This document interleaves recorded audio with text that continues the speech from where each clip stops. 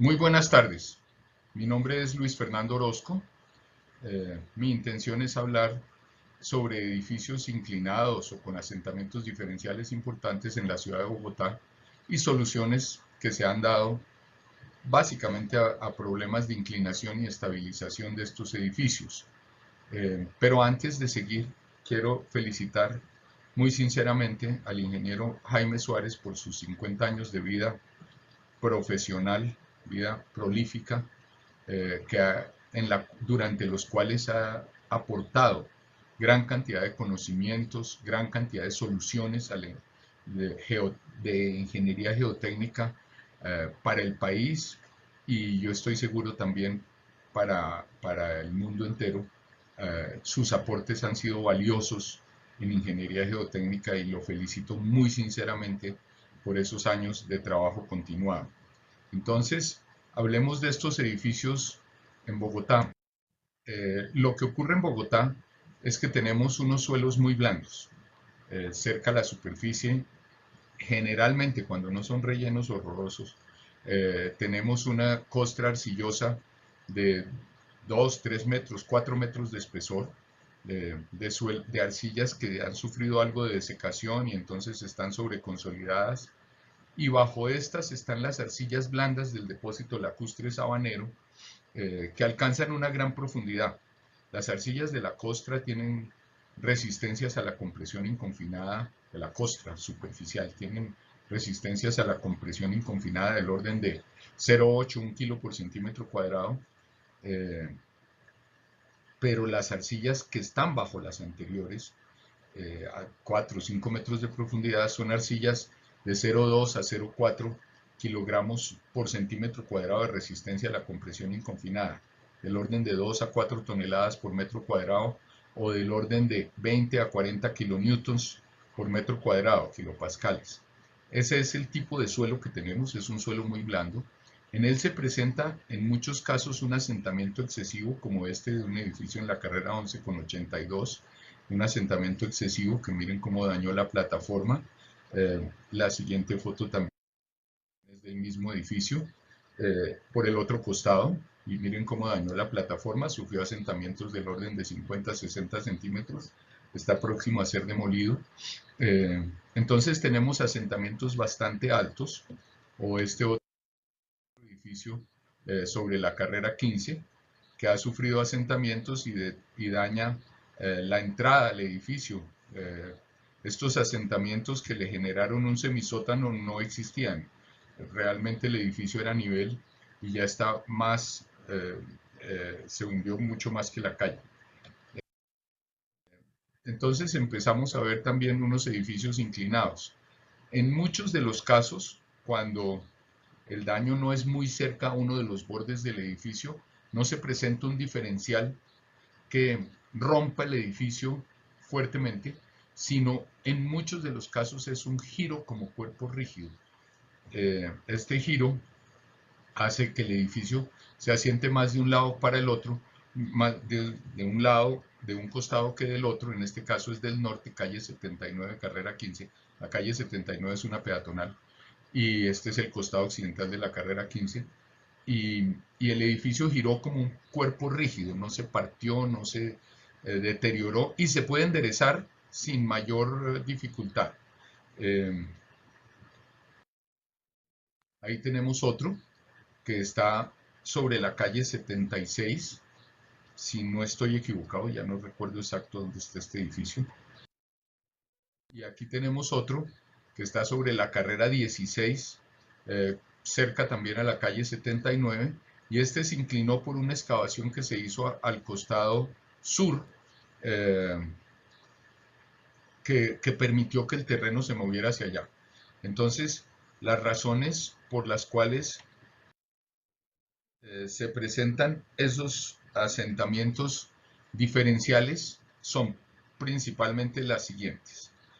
Por una parte, el, la excentricidad del edificio en su base, en su cimentación, en su placa de cimentación si la tiene, o en sus zapatas, pero, pero en sus zapatas por fuera de la huella del edificio, si el peso está más inclinado hacia uno de los costados que hacia el otro, se presenta ese asentamiento diferencial como el que se ve aquí en unos edificios de la calle 80 llegando a la avenida NQS por el oriente, o sea, de oriente a occidente llegando a la avenida NQS. Estos edificios pues sufrieron un asentamiento muy grande y no es necesariamente hacia las zonas verdes como si ocurre en Pablo VI. Estos edificios se asentaron más hacia uno de los costados que hacia el otro, simplemente por excentricidad en sus cargas. En el caso de los edificios de Pablo VI, que están mucho mejor centrados, se ha presentado el asentamiento siempre hacia las zonas verdes porque los efectos que contribuyen a ese asentamiento diferencial están la desecación, como ya dije, la excentricidad y la ejecución de excavaciones cercanas que deprimen el nivel freático y permiten un movimiento del terreno. Nosotros vamos a hablar aquí de 3 casos, específicamente tenemos muchos, se han enderezado más de 20 edificios en Bogotá, eh, y pues vamos a hablar de las soluciones que existen para esto. Entonces, en primera instancia, eh, una posibilidad es demoler el edificio que se inclinó y volverlo a construir. Esto realmente no lo hemos hecho en ningún caso aquí, eh, y es una solución radical, eh, sobre todo en imagen para los constructores y para la gente que tenía apartamentos allí, etc. Pero se ha hecho. Entonces, tenemos el caso de demoler y construir nuevamente, que a veces sale menos costoso que enderezar y estabilizar. Eh, la otra posibilidad es colocar un peso muerto en la parte más alta, en el costado más alto, logrando que el edificio se centre más en su carga y se asiente, en este caso, hacia la izquierda de este dibujo. Pero a pesar de que es un proceso controlable y no genera mayor incógnita o inquietud, hay que tener cuidado con este costado, ponemos el lastre a este costado, y hay que tener cuidado, pues allí se presentan daños importantes en las tuberías, como vamos a ver en las fotos de Metrópolis. Vamos a hablar de 3 casos aquí. El primero es del edificio Lagocentro, el segundo es de Metrópolis y el tercero del edificio Picasso. Cuando se aplica esta solución, pues rompemos la placa de cimentación, colocamos el lastre. Aquí está dibujado el lastre en el segundo piso. Generalmente no se puede hacer esto a menos que apuntalemos muy bien esa placa, porque la placa en el segundo piso, digo yo, en el primer piso, pero primera placa aérea, eh, porque generalmente esa placa no soporta el lastre. Entonces habría que acodalarla, apuntalarla mejor, apuntalarla muy bien para que soporte el peso en el segundo piso. Y si hemos hecho en algún caso, por ejemplo en casos de edificios con 2 sótanos, interrumpir el uso de los 2 sótanos y colocar el lastre en el primer sótano y en el segundo sótano, o sea, en los 2 pisos enterrados. Entonces, aquí se aplicó esta solución, se rompió la placa y después se colocó un entablerado, aquí un enmaderado, para poder colocar el lastre encima. Eh, Nos ayudamos con anclajes en algunos casos, pero los anclajes no necesariamente nos dan eh, una buena solución, porque hay que estarlos tensionando prácticamente todos los días, porque a medida que se mueve el edificio 5 milímetros, 1 centímetro, hay que volverlos a tensionar para que sigan aplicando carga. Eh, pero eso se ha hecho y vamos a verlo ahorita. Eh, este es un anclaje, estos son anclajes que se utilizaron para, para estabilizar 2 edificios en San José de Bavaria. Y pues nos tocó solamente con anclajes agarrados de la placa de cimentación, para jalar hacia abajo, en la zona más alta del edificio, hacia el otro costado era que estaba hundido, al costado opuesto a esto, y eso se debió a que no se podían desocupar los apartamentos y no podíamos colocar lastre en el primer piso, porque el primer piso era de apartamentos. Eh, Lo otro que utilizamos en algunos casos, o en la mayoría, es una zanja paralela al costado alto para permitir que el suelo se desplace hacia ese costado, hacia el costado lateral, y por lo tanto permite el asentamiento. Pero esta zanja hay que construirla teniendo muchísimo cuidado, pues hay que acodalarla, hay que soportarla de lado a lado, hay que poner un entibado y codales para ir permitiendo que los codales se vayan acortando o se vayan retirando y cambiando por unos más pequeños, pero no tener la zanja totalmente abierta porque podría existir un colapso súbito de la zanja y un asentamiento muy rápido del edificio que es totalmente indeseable. En estos casos, generalmente tratamos de lograr que los asentamientos, que el diferencial no sea mayor a 5 milímetros por día. Con eso, asentamos un edificio 30 centímetros en 60 días y esos 60 días pues son un plazo razonable para enderezar el edificio. Otra posibilidad son las inyecciones de lechada. La lechada de cemento con agua no nos funciona de manera adecuada en estos suelos porque al tratar de inyectar la lechada al costado que está abajo, producimos fracturas hidráulicas con las presiones de inyección, se escapa la lechada y no mejora ni aumenta el volumen del suelo para hacer subir el edificio.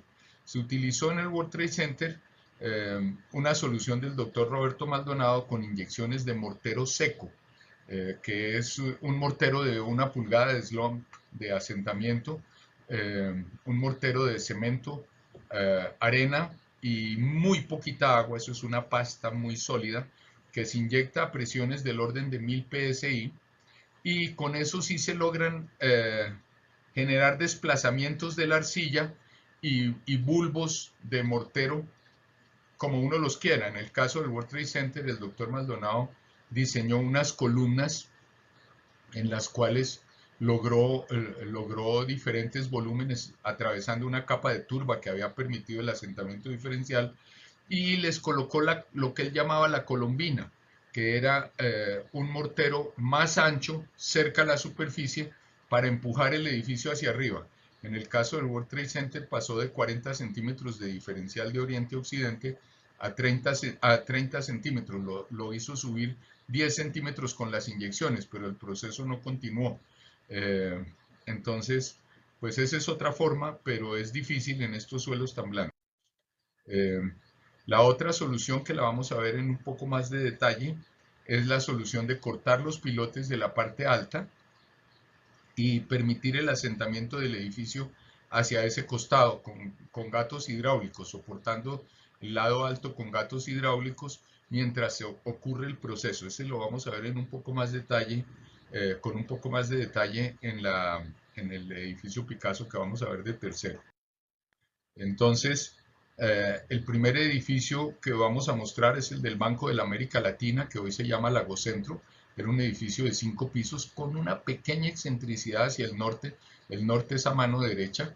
Y se ejecutó una excavación al costado norte del edificio, a una mayor profundidad a la del nivel de apoyo de la placa. Y en esta arcilla tan blanda de la calle 79 o 78 con carrera 15, donde los suelos son son muy blandos, hasta 4 metros de profundidad, que era más o menos el nivel de apoyo, y de ahí para abajo también son muy blandos, pues el edificio estaba cimentado como a 350. Entonces, el edificio se inclinó súbitamente después de que alguien hizo la excavación con paredes verticales contra ellos. Ahí se ve la vertical y ahí se ve cómo se inclinó. Eh, Aquí yo traté de hacer un dibujito a escala de cómo era el problema, y el suelo que estaba aquí debajo, arcilla muy blanda, se salió como un dentífrico hacia el norte, se desplazó y permitió el asentamiento diferencial hacia el costado norte, que es a mano derecha en este dibujo. Cuando se hizo la excavación del lote vecino de ese costado, del costado norte. La primera solución, ay, perdón, escuché lo que no era. Ya. La primera solución que se intentó fue la construcción de unas palancas que lo iban a estabilizar. Los ingenieros de la época, por allá en el año 72, 73 que se presentó esto, eh, creo que la solución la dieron como en el 74 o algo así, era colocando unos pernos agarrados de la placa de cimentación que estaban cogidos de una viga. Esta viga está realmente puesta aquí pegada y esos pernos con rosca se agarraban desde bien abajo y esta palanca se hacía girar haciéndola descender, muestren el siguiente, haciéndola descender del costado norte para levantar el brazo corto en el costado sur y esta sobre unos pilotes que creo que eran de concreto, podían ser de madera de 10, 8, 10, 12 metros de longitud. Entonces se colocaron las palancas, pero esto no, ahí están las palancas agarradas de la placa de cimentación, pero esto prácticamente no produjo movimiento, tenía 24 centímetros caído hacia el norte en la horizontal y no logró recuperar sino algo así como 1 centímetro. Entonces no se logró recuperar el diferencial que tenía, parte del diferencial, con esas palancas que están en todos los ejes y a las cuales se les colocaba mucho peso a este lado, por la falta de un buen apoyo eh, para la palanca, por la falta de un buen punto de pivote, un punto rígido, un punto de soporte. Darme un punto de apoyo y mover el mundo, decía. Entonces, eso es lo que ocurrió. Posteriormente, esto fue objeto de unos pleitos entre los dos lotes y eso terminó siendo de una sola gente que lo vendió a Construcciones Cóndor y Construcciones Cóndor decidió construir Lagocentro, que es el edificio que está allí, que es un edificio de 7 pisos porque le sumaron 2 pisos al edificio que estaba construido de Banco de la América Latina, que es el de la izquierda, y el edificio de mano derecha fue el que se construyó después de haber logrado enderezar un poco el edificio del Banco de la América Latina, que es el de la izquierda. La forma como se procedió para lograr la verticalización de este edificio fue romper la placa de cimentación que era aligerada en la mitad sur, colocar un lastre, que en este caso se colocó al granel, por allá en 1984, 86 que se hizo este trabajo, se colocó a granel sobre un entablerado de madera, se construyeron también unos anclajes como a 35, 40 metros para jalar desde ese costado con más carga. La carga aquí era como de 400, 500 toneladas y además de eso los anclajes cada uno era de 20 o 30 toneladas y se colocaron 3 anclajes. Esos anclajes no funcionaron porque una vez colocado el entablerado y colocado el lastre aquí con unos cargadores, no tuvimos más acceso al sitio de los anclajes para seguirlos tensionando. Entonces, a medida que se va verticalizando el edificio, en este caso hacia la izquierda, pues se distensionan los anclajes y no funcionan más. Al mismo tiempo que se estaba haciendo esta obra, se construyeron los pilotes de 35, 40 metros de profundidad del lote del costado norte y llegó un momento en que cuando llevábamos 12 centímetros de verticalización, nos faltaban 12, Construcciones Cóndor no quiso continuar con ese proceso porque ya tenían mucha urgencia de construir el edificio en el costado norte, ya tenían los pilotes, ya empezaron a salir las columnas acá y no continuaron con el proceso, entonces los 12 centímetros adicionales los lograron con maquillaje, rellenos en los pisos, maquillaje de las fachadas, etcétera, y se construyó el edificio Lagocentro. Como el edificio del costado norte está sobre pilotes y el edificio del costado sur está sobre placa y nunca se le pusieron pilotes de complemento. Entonces se ha presentado a lo largo de los años un asentamiento diferencial y hay corredores y cosas que pasan en Lagocentro de un lado al otro que se han roto y los tienen que estar reparando. Este edificio se debe haber asentado unos 10 centímetros más desde esa época, desde los años 85 en adelante. Y como el edificio que está sobre pilotes prácticamente no se mueve, pues se ha mostrado el diferencial, pero están estables y lo están usando, etcétera, etcétera. El siguiente ejemplo es el de Metrópolis. Carrera 68, Avenida Carrera 68, entre calles 80 y calle 68. Es un sitio donde Pedro Gómez y compañía construyó cerca de 200 o un poco más de 200 edificios. Eh, y aquí se ve cómo estaban inclinados los edificios originalmente. Puede ser efecto de la foto también, pero la inclinación era de 27 centímetros. Solamente hay 6 torres inclinadas, que son las paralelas a la avenida 68. Eh, lo que ocurre allí es que la avenida 68 está al oriente y la cimentación está sobre una, muestra a ver si yo puedo quitar esto de acá, y la cimentación está sobre una base en recebo que continúa hacia la plazoleta y hacia la zona de parqueo y hacia otros edificios a mano derecha.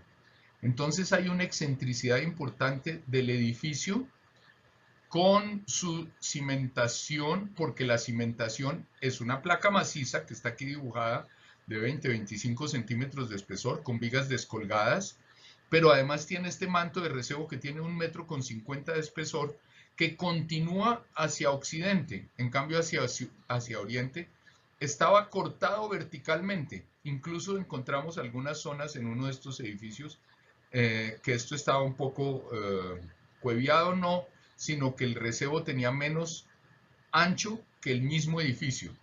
Entonces, el terreno caía suavemente. Al principio nos costó mucho trabajo encontrar por qué se había inclinado, porque la placa de cimentación es bastante centrada con sus cargas. Hay una pequeña excentricidad, pero son 200 edificios y solo 6 están inclinados hacia el costado opuesto al de las entradas. Los demás hay unos inclinados para el otro lado y hay otros que no se inclinaron nunca. Y las inclinaciones son de 3, 4 centímetros porque estos suelos son muy blandos y se producen asentamientos. El único que sufrió asentamientos del orden de 27, los únicos, son 6, los únicos que sufrieron asentamientos hasta de 27 centímetros donde yo conocí eran los del costado oriental del conjunto, paralelos a la avenida 68, porque la plataforma en recebo fue cortada verticalmente bajo el edificio en ese costado. ¿Cómo se enderezó? Pues se mantuvo la placa de cimentación, el apartamento del primer piso se desocupó, las personas se fueron a otra parte, se colocaron del orden de 600 toneladas al costado occidental, que es el costado que no se, que se quedó alto, el costado alto, y, y pues esta vez se hizo con bultos de arena, no se hizo con arena a granel porque era mucho más difícil de manejar y toda esta arena realmente se pudo sacar y utilizar en alguna otra obra o algo así. Adicionalmente, se construyó una zanja, es que con mi imagen se tapó la zanja, eh, se construyó una zanja vertical que baja como cerca de 1 metro más por debajo del manto de recebo para permitir que el recebo se desplazara hacia la excavación de la zanja. Ahí ven ustedes unas de las dificultades que se presentan. Aquí se alcanzan a ver sobre un voladicito que tenían los apartamentos por fuera de la torre, los bultos de arena. Los otros bultos de arena no se ven porque están dentro del apartamento hasta el techo, eh, pero las ventanas estaban entableradas para que no fueran a romper todos los vidrios con la arena. Y aquí ven los tubos de las acometidas, de las salidas y entradas de agua, etcétera, que hubo que reemplazarlos todos, volver a reconstruir esto. El edificio estaba aquí y quedó aquí, algo así es, aquí. Este es el nivel al cual quedó cuando ya se enderezó y estaba allá arriba, o sea, este pasto coincidía más o menos con este nivel. Entonces el edificio se enderezó. Ahí se ve la otra foto de la zanja eh, cuando se está trabajando, cuando se está empezando a trabajar. Entonces vamos a hablar de la Torre Picasso, nos quedan 6 minutos aproximadamente, entonces vamos a ir de manera relativamente rápida. Esto está en inglés porque fue un artículo que presentamos en GeoChina 2016 contando todo el proceso. Entonces, buena parte de las diapositivas que tengo aquí eh, están en el artículo de GeoChina 2016. Entonces está el ingeniero Armando Palomino Infante, que fue quien tuvo la idea de cómo deberíamos hacer el proceso de verticalización de ese edificio, un edificio de CUSESAR de 19 pisos de altura. Está Pacho Salazar Ferro, del grupo Salazar Ferro, que fue quien realmente hizo la obra en compañía con CUSESAR, pero quien realmente hizo la obra, los gatos, todo eso fue Pacho Salazar. Marcela y yo, que trabajamos en la parte geotécnica de enderezamiento del edificio. Eh, entonces, pues el edificio está localizado sobre la avenida Boyacá y esto es más o menos la calle 143, 144. A mí se me olvida exacto la dirección.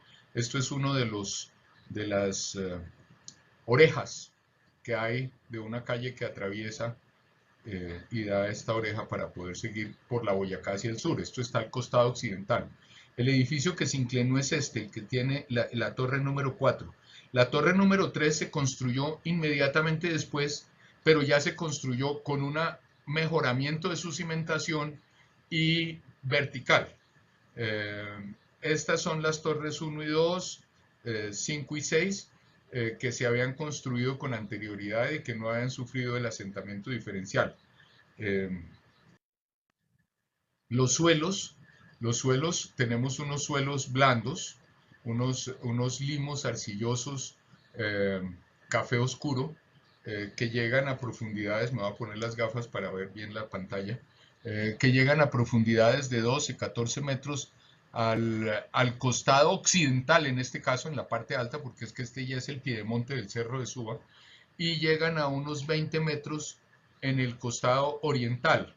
Después hay una arena limosa y una arcilla gris que alcanzan profundidades mayores, como se ve aquí, por el costado occidental alcanza los 17 metros, algo así, y por el costado oriental llega casi hasta los 30 metros este suelo, y debajo aparece la arcillolita rojiza, gris rojiza, de la formación Guaduas, en la zona del piedemonte oriental del Cerro de Suba. Entonces este es el suelo, y esa es la razón por la cual se inclinó el edificio. Eh, yo hice esto con lo que no era. Eh, eh, ah, no puedo regresar a la figura anterior. eh, si, de las personas. En esta, es que me tocó interrumpir por un error que cometí en la grabación. Entonces, aquí se ve lo que nos ocurrió. Los pilotes llegaron al suelo, los pilotes han debido llegar mínimo a 19 metros y penetrar 1 o 2 metros en la arcillolita. Y se nos quedaron colgados a 19 metros exactamente todos los pilotes, los del costado oriental, o sea, desde la parte baja de este piedemonte.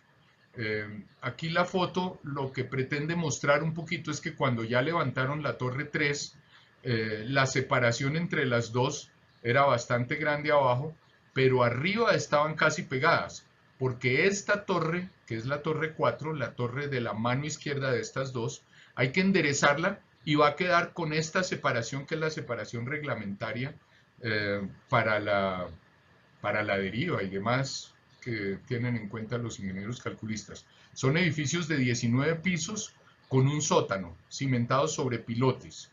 Y lo primero que hicimos cuando se empezó a sentar es que nos enteramos a finales de diciembre de un año que se estaba asentando mucho y en enero, febrero ya le estábamos colocando unos micropilotes de estabilización, se colocaron micropilotes en los ejes del costado oriental hasta lograr su soporte total.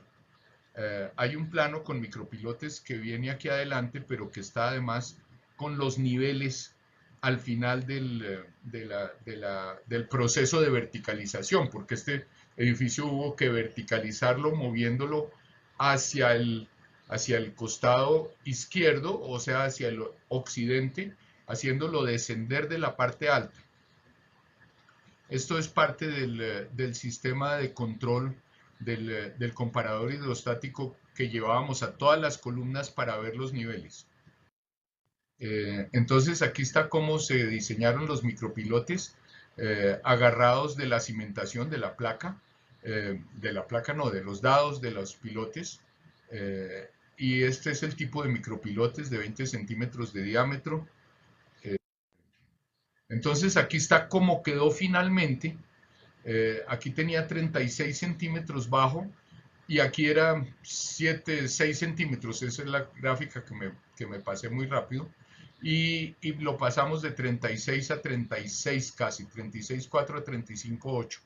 Y estos puntos pequeños son todos los micropilotes que se colocaron. Adicionalmente, el eje 6 fue necesario forzarlo a bajar.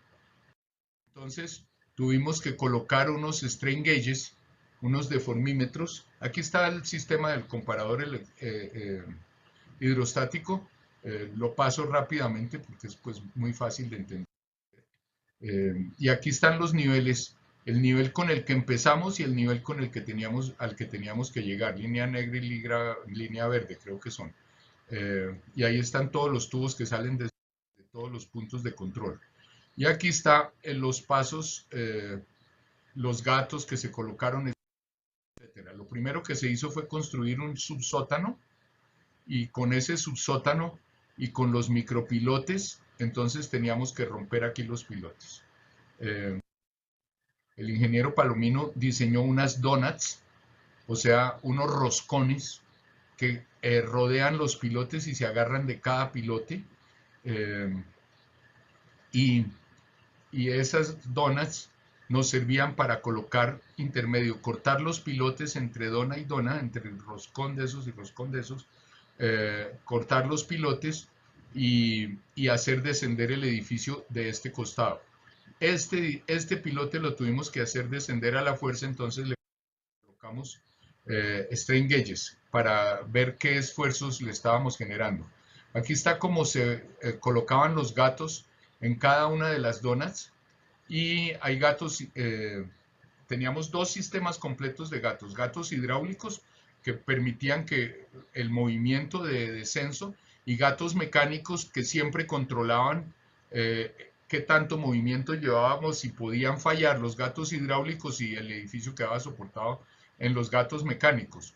Y estos eran los anclajes de las donas al pilote mismo que Palomino pidió que se los ensayaran con unos gaticos, las uniones Hilti, esas que tenían las varillas, y pues logramos que se partiera primero el anclaje a que se saliera. Entonces eso era lo importante. Aquí están ya las donas en construcción, donde se van a colocar los gatos, y aquí vamos a ver cómo se colocan los gatos entre dona y dona. Tenemos que cortar el pilote y colocar los gatos aquí. Además teníamos unas varillas Duidag, que son estas que se ven aquí, y que son de rosca continua y que nos permitían un buen funcionamiento aún sobre los gatos en caso de un temblor de tierra, porque estaban bien agarradas de la parte de arriba y la parte de abajo.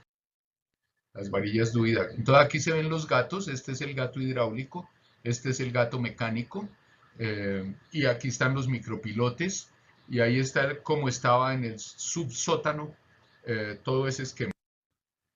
Aquí ya se ve el subsótano, y los gatos. Los gatos hidráulicos son estos, grises o amarillos en el caso de acá, y los gatos mecánicos son estos otros que eran capaces de soportar la totalidad de la carga de cada una de las columnas. Una sola bomba con una sola palanca para todos los gatos de un mismo pilote, para asegurarnos de que los gatos ejercían la misma fuerza, la misma presión. Se colocaron los strain gauges que les decía en este pilote para ver qué tipo de esfuerzo le estábamos generando. Estos son las deformaciones que medimos durante todo el proceso con los strain gauges, o sea, no nos preocupamos de estar rompiendo el pilote por el asentamiento al que lo estábamos forzando. Y eh, estos son los asentamientos diferenciales en el tiempo. Empezamos en 2013 en diciembre y terminamos en 2014 en junio. Y esta es la forma como se asentó. Las columnas que no se tenían que asentar son las que están marcadas acá arriba, y las que se tenían que asentar de la parte alta sufrieron este tipo de movimiento. Les voy a mostrar estas un poco rápido. Estas muestran cómo se movió el edificio con el tiempo. Aquí se ve mejor el gato hidráulico, el gato mecánico y cómo cortamos el pilote. Los pilotes se cortaron sacando núcleos. En China nos preguntó un profesor de la Universidad de Guangdong que cómo habíamos cortado el pilote porque no veía cómo podíamos con un disco cortarlo. Se ve cortado el pilote y aquí se ve cómo se mueve en volumen. Esta es la parte que se había hundido mucho y la parte que no se había hundido es este costado y ahí lo ven hasta que lo logramos mover. Este eje me gusta más, es el eje A, el eje del costado sur, y teníamos que moverlo 32 centímetros en la parte alta. Y aquí se ve cómo se movió el 13 de diciembre, el 24 de diciembre, el 4 de enero, el 15 de febrero, el 30 de marzo, el 23 de abril y llegamos al 6 de julio y nos quedó así. Entonces, eso era lo que les quería mostrar, cómo lo hicimos, gato mecánico, gato hidráulico, gato mecánico, gato hidráulico, el gris es el hidráulico, el azul es el mecánico, o aquí los amarillos son los hidráulicos. Y ahí está cómo los movimos, aquí se ve uno de los taludes del subsótano. Y finalmente esto se rellena y se reconstruye y quedó soportado. En este caso nosotros, voy a pasar rápido porque se me acabó el tiempo, hace 7 minutos. Ya la separación arriba y abajo quedó igual y nosotros tuvimos que hacer otro movimientico hacia el costado norte. Y este es el equipo de las personas, ahí falta la ingeniera Marcela Salcedo y así quedaron los edificios. Y nosotros teníamos un agradecimiento muy especial a CUSESAR, que le metió el cuerpo a esto hasta lograr la verticalización y perfección del edificio, y esto lo presentaba CUSESAR en un video para las personas que iban a comprar apartamento para contarles lo que le había pasado al edificio y cómo lo habíamos estabilizado. Muchísimas gracias. Hasta aquí interrumpo.